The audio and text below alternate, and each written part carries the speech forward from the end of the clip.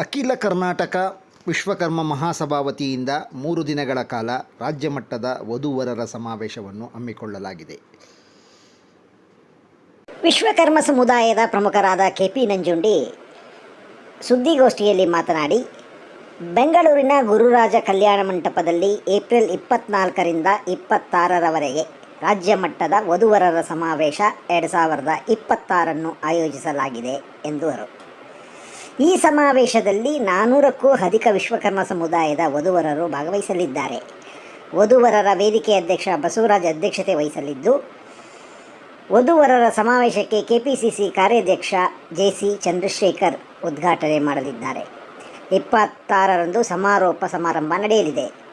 ಉಪಮುಖ್ಯಮಂತ್ರಿ DK ಶಿವಕುಮಾರ್, ಯಶವಂತಪುರ ಶಾಸಕ ST Somashekar ಪಾಲ್ಗೊಳ್ಳಲಿದ್ದಾರೆ ಎಂದು KP ನಂಜುಂಡಿ ಅವರು ತಿಳಿಸಿದರು. ವಧೂವರರು ನೋಂದಣಿ ಮಾಡಲು ಯಾವುದೇ ಶುಲ್ಕ ಭರಿಸಬೇಕಿಲ್ಲ ಎಂದವರು ಇದೇ ಸಂದರ್ಭದಲ್ಲಿ ಸ್ಪಷ್ಟಪಡಿಸಿದರು. ಜವಾಬ್ದಾರಿ ತಗೊಳ್ಳೋದಿಲ್ಲ, ಅವ್ರು ಮದುವೆ ಆಗೋದಕ್ಕೆ ಜವಾಬ್ದಾರಿ ತಗೊಳ್ಳೋದಿಲ್ಲ. ಅವರವರು ಹೆಣ್ಣು ಗಂಡನ್ನು ಅವರವರು ಪರಿಶೀಲಿಸಿ ಅವರು ಅವರೆಲ್ಲಿ ಉದ್ಯೋಗ ಮಾಡ್ತಾರೆ, ಅವರ ಹಿನ್ನೆಲೆ ಏನು ಅದೆಲ್ಲ ಅವರು ಬಿಟ್ಟಿರೋದು. ವೇದಿಕೆ ಕಲ್ಪಿಸಿ ಜಾತಕ ಸೆಟ್ ಮಾಡಿ ಕೊಡ್ತಾರೆ. ಮಿಕ್ಕಿದ್ದಲ್ಲ ಅವ್ರಿಗೆ.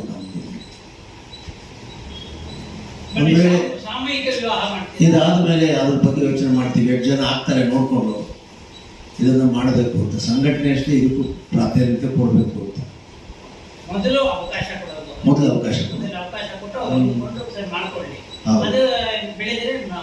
ಹೌದು.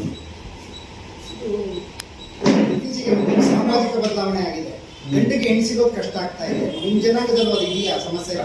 ಎಲ್ಲ ಕಡೆ ಇದೆ, ಎಲ್ಲದರಲ್ಲೂ ಇದೆ. ಒಂದೇ ದೇಶ ಪೂರ್ತಿ ಒಂದೇ ಸಮಸ್ಯೆನೇ.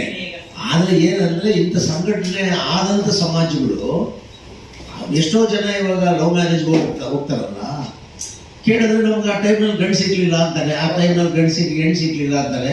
ಅದೊಂದು ವೇದಿಕೆ ಮಾಡ್ಕೊಡ್ಬೇಕು ಅಷ್ಟೇ. ಈಗ ಯಾರ ನಾಡಿನಲ್ಲಿ ಏನೇನು ಬರ್ದಿದೆ ಅದೇ ಆಗತ್ತೆ. ಅದೊಂದು ವೇದಿಕೆ ಮಾಡಿದ್ರೆ ಅವರು ಬಂದು ನೋಡ್ಬಿಟ್ಟು ಹೋಗ್ಬೋದು. ಇಲ್ಲ ಅಂತ ಹೇಳಿದ್ರೆ ಕಷ್ಟ ಆಗ್ತದೆ. ಅದಕ್ಕೋಸ್ಕರ ಇದನ್ನು ಮಾಡ್ತಾ ಇದ್ದೀವಿ.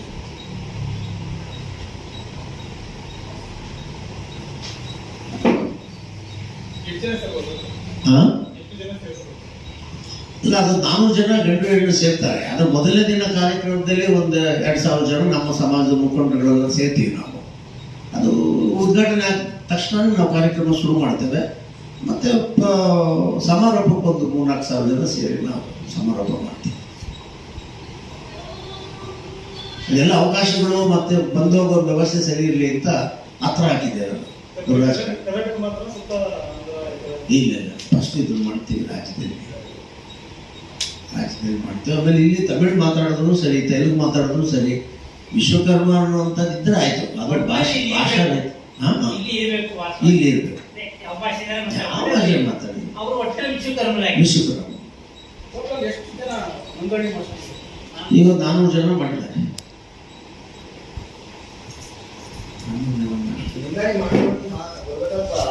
ಹಾಗೆ ಬಂದ್ರು ಅವತ್ತು ಕ್ಯೂನ್ ಜಾಸ್ತಿ ಇರ್ತದೆ, ಕ್ಯೂನಲ್ಲಿ ನಿಲ್ಬೇಕು.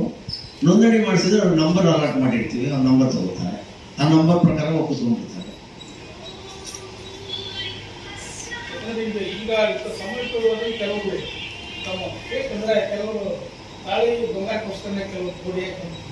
ಅದಕ್ಕೂ ನಮ್ಗೆ ಸಂಬಂಧ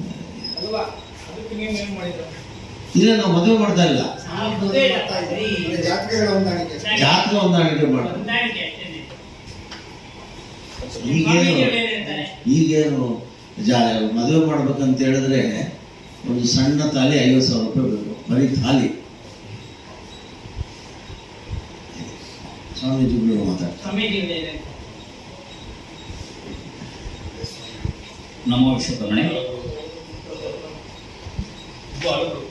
ಇಂದಿನ ವಿಶ್ವಕರ್ಮ ಸಮುದಾಯದ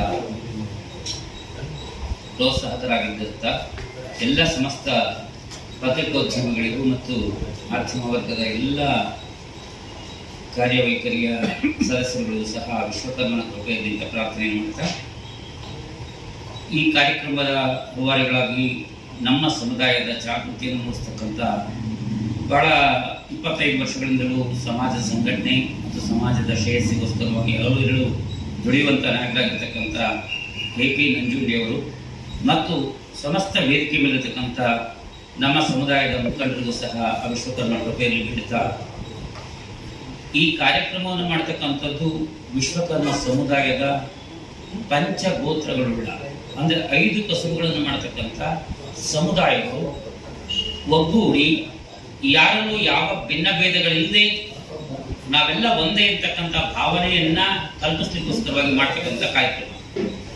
ಈ ಕಾರ್ಯಕ್ರಮದಲ್ಲಿ ಸಂಘಟನೆಯ ಒಂದು ಭಾಗ ಆದರೂ ಸಹ ನಮ್ಮ ಸಮುದಾಯದ ಜಾಗೃತಿ ಅಂತಕ್ಕಂಥದ್ದು ಅಥವಾ ನಮ್ಮ ಸಮುದಾಯದ ಒಂದು ಆಧ್ಯಾತ್ಮಿಕ ಕಾರ್ಯಕ್ರಮದ ರೂವಾರಿಯಾಗಿದ್ದು ಈ ಕಾರ್ಯಕ್ರಮವನ್ನು ನೆರವೇರಿಸ್ತಕ್ಕಂಥದ್ದು. ನಮ್ಮಲ್ಲಿ ಯಾವುದೇ ಭಿನ್ನ ಭೇದಗಳಿಲ್ಲ.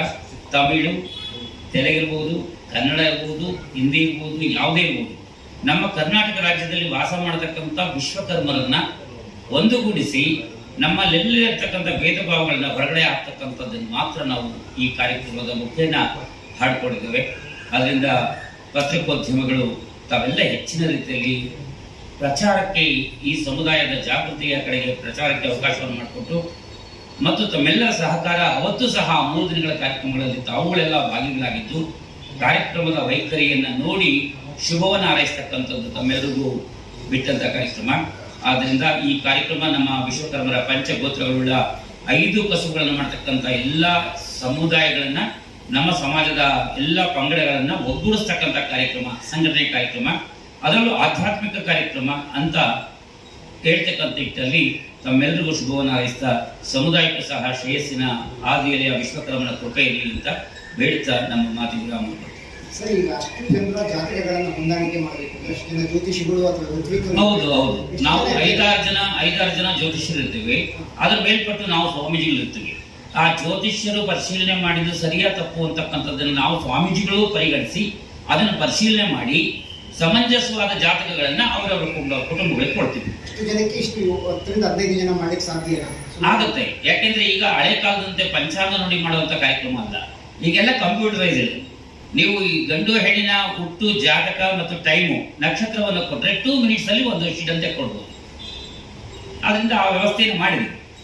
ಅದಾದ ನಂತರ ಕೂಡ ಮತ್ತೊಮ್ಮೆ ಪರಿಶೀಲನೆ ಮಾಡ್ಬೋದು. ಅವರು ಎಲ್ಲಿ ಬೇಕಾದ್ರೂ ಪರಿಶೀಲನೆ ಮಾಡಿ ಸರಿದೂಗಿದ್ರೆ ಮಾತ್ರ ಅವರು ಎಲ್ಲ ಜವಾಬ್ದಾರಿ ಅಂತ ಮುಂದುವರಿಬೇಕು. ಗಂಡು ಹೆಣ್ಣಿನ ಒಪ್ಪಿಗೆ ತಂದೆ ತಾಯಿಯವರು ಮಾತಾಡ್ಕೊಳ್ಳೋದು ಅದು ಪೋಷಕರ ಸಂಬಂಧ. ಹೌದು, ಪೋಷಕರ ಸಂಬಂಧ. ಇದು ವಿನೂತನ ಕಾರ್ಯಕ್ರಮ ಅಂತ ಹೌದು. ಅದನ್ನು ಮಾಡೋದೇ ನಮ್ಮ ಅಧ್ಯಕ್ಷರ ಒಂದು ಪರಿಚಯ. ಕಾರಣಕ್ಕೆ ಅವ್ರು ಮೊದಲಿಂದಲೂ ಸಂಘಟನೆ ಅನ್ನೋದನ್ನ ಸಮುದಾಯದಲ್ಲಿ ಹುಟ್ಟಾಕವ್ರು ಅವರು. ಮತ್ತೆ ಸಮುದಾಯಗಳಿಗೆ ಬೇಕಾದ ಅವಶ್ಯಕತೆಗಳಿಗೆ ಬೆನ್ನೆಲುಬಾಗಿ ಸಪೋರ್ಟ್ ಮಾಡೋದವರು ಅವರೇ. ಇಂದಿನ ಕಾರ್ಯಕ್ರಮಗಳನ್ನ ವಿಶೇಷವಾಗಿ ಮಾಡುವಂತಹದ್ದೇ ಅವರ ಪರಿಕಲ್ಪನೆ.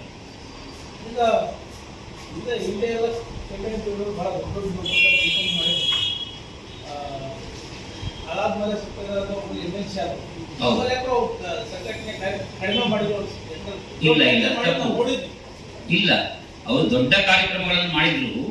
ಆಗೇನಾಗಿತ್ತು, ಸಮುದಾಯದ ಒಂದು ಜವಾಬ್ದಾರಿ ಮಾತ್ರ ಇತ್ತು. ನೀವೆಲ್ಲ ಸೇರ್ಕೊಂಡು ಅವ್ರನ್ನ MLC ಮಾಡಿದ ತಕ್ಷಣ ಕರ್ನಾಟಕ ರಾಜ್ಯದಲ್ಲಿ ಒಂದು ವಿಭಾಗದ ಕಾರ್ಯ ಆಯ್ತು.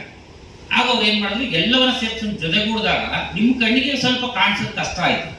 ಆದ್ರೂ ಅವರ ಸಮುದಾಯಗಳ ಬಗ್ಗೆ ಒಗ್ಗಟ್ಟಿನ ಭಾವನೆ ಒಂದೇ ಇತ್ತು, ಯಾವುದೇ ವ್ಯತ್ಯಾಸ ಆಗಿರಲಿಲ್ಲ.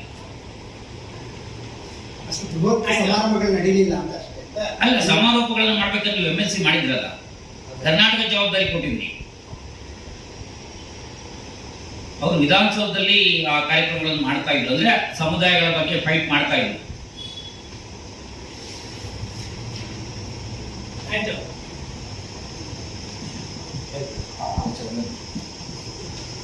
ನಮ್ಮ ರಾಜ್ಯಾಧ್ಯಕ್ಷ ಪ್ರವಾಸದಲ್ಲಿ ಮತ್ತು ಕಾರ್ಯಕ್ರಮಗಳಲ್ಲಿ ಎಲ್ಲೇ ಹೋದ್ರು ಕೂಡ ಈ ಹೆಣ್ಣೆತ್ತೋರಿಗೆ ಏನಾಗ್ತದೆ, ಸರ್ ನಾವು 22ನೇ ವಯಸ್ಸಿಂದ ಹೆಣ್ಣು ನೋಡ್ತಾ ಇದ್ವಿ, ಗಂಡು ನೋಡ್ತಾ ಇದ್ವಿ, ಸರಿಯಾದ ಗಂಡು ಸಿಗ್ತಾ ಇಲ್ಲ ಅಂತ ಈ ಮಾತು ಕೇಳಬರ್ತಾ ಇತ್ತು. ಮತ್ತೆ ಹುಡುಗರಿಗೆ 40 ವರ್ಷಗಳಾದ ಸಮೇತ ಒಳ್ಳೆ ಸಾಫ್ಟ್ವೇರ್ ಇಂಜಿನಿಯರ್ಸ್, ಒಳ್ಳೊಳ್ಳೆ ಉದ್ಯಮಿಗಳಿಗೆ ಇವತ್ತು ಹೆಣ್ಣು ಸಿಗ್ತಾರೆ. ಸಮಸ್ಯೆ ಅಂದ್ರೆ ಕಮ್ಯುನಿಕೇಶನ್ ಇಲ್ಲ, ಒಬ್ಬರಿಗೊಬ್ಬರು ಸಂಪರ್ಕಗಳಿರ್ತಾ ಇರಲಿಲ್ಲ. ಆ ಸಂಪರ್ಕ ಕಲಿಸ್ತಕ್ಕಂಥ ವೇದಿಕೆ ಅಧ್ಯಕ್ಷರು ಮನಗಂಡರು. ಸಂಘಟನೆ ನೂರಾರು ಸಾವಿರಾರು ಸಂಘಟನೆ ಆಗಿದೆ. ಯಾವ ಹಿಂದುಳಿದ ಸಮಾಜದಲ್ಲೂ ಕೂಡ ಈ ಮಟ್ಟದ ಸಂಘಟನೆಗಳಾಗಿಲ್ಲ. ನೂರಾರು ರಾಜ್ಯ ಸಮಾವೇಶಗಳು, ಒಂದು 550 ತಾಲೂಕು ಹೋಬಳಿ ಸಮಾವೇಶಗಳು. ಯಾವ ಹಿಂದುಳಿದ ಸಮುದಾಯದಲ್ಲೂ ಕೂಡ ಈ ಮಟ್ಟದ ಹೋರಾಟ ಇಂಟೆಲಿಜೆನ್ಸ್ ರಿಪೋರ್ಟ್ ಪ್ರಕಾರ ಇಲ್ಲ ಅನ್ಸುತ್ತೆ. ಯಾಕಂದ್ರೆ ಮಾಧ್ಯಮದಲ್ಲಿ ತಮಗೆ ಇಂಟೆಲಿಜೆನ್ಸ್ಗೆ ಜಾಸ್ತಿ ಗೊತ್ತು. ಯಾಕಂದ್ರೆ ನೀವು ನೈಜವಾಗಿ ಜನರ ಜೊತೆ ಬೆರೀತಿಲ್ಲ. ಇಲಾಖೆಗಿಂತ ಜಾಸ್ತಿ ಗೊತ್ತು. ಒಂದು ಬ್ಯಾಕ್ವರ್ಡ್ ಕ್ಲಾಸಸ್ಸಲ್ಲಿ ಬೆಂಗಳೂರು ಅಂತ ಹೇಳಿದ್ರು, ಬೆಂಗಳೂರು, ಹುಬ್ಳಿ, ಬೆಳಗಾವಿ, ಮೈಸೂರು ಅಂತಕ್ಕಂಥ ನಗರದಲ್ಲಿ 40-50 ಲಕ್ಷ ಜನ ಸೇರಿಸಿ ಒಬ್ಬ OBC ಸಮಾಜದ ಕಾರ್ಯಕ್ರಮ ಮಾಡ್ತಾರೆ ಅಂದ್ರೆ ವಿಶ್ವಕರ್ಮ ನಾವು ಹೆಮ್ಮೆಯಿಂದ ಹೇಳಬೇಕು. ಅದಕ್ಕೆ ಕಾರಣ ನಮ್ಮ ಮಹಾಸಭಾದ ರಾಜ್ಯಾಧ್ಯಕ್ಷರ ಒಂದು ಇಚ್ಛೆ, ಅವ್ರ ಕಲ್ಪನೆ. ಯಾವತ್ತೂ ಕೂಡ ಮಲಗಿಲ್ಲ, ಜೊತೆಗಿದ್ರು ಕೂಡ ಮಲಗೋದು ಬಿಡಲ್ಲ ಅಂತ ಹೋರಾಟಗಾರ. MLC ಆದ್ರೆ ಕಡಿಮೆ ಆಗಿಲ್ಲ ಸರ್. ಏನಾಯ್ತು, ಒಬ್ಬ ವ್ಯಕ್ತಿ 25 ವರ್ಷ ಸಂಘಟನೆ ಮಾಡ್ತಾರಂದ್ರೆ ಎಲ್ಲೋ ಒಂದ್ ಕಡೆ ಕಾದ್ ನೋಡ್ತಾರೆ, 1 ವರ್ಷ 2 ವರ್ಷ ಬಿಡ್ತಾರೆ, 8-10 ವರ್ಷ ಬಿಟ್ಟಿಲ್ಲ. ಈಗ ಮತ್ತೆ ಸ್ಟಾರ್ಟ್ ಮಾಡಿದ್ರೆ ಮತ್ತೆ ಇನ್ನೂ ಜೋರ್ ಆಗ್ತದೆ.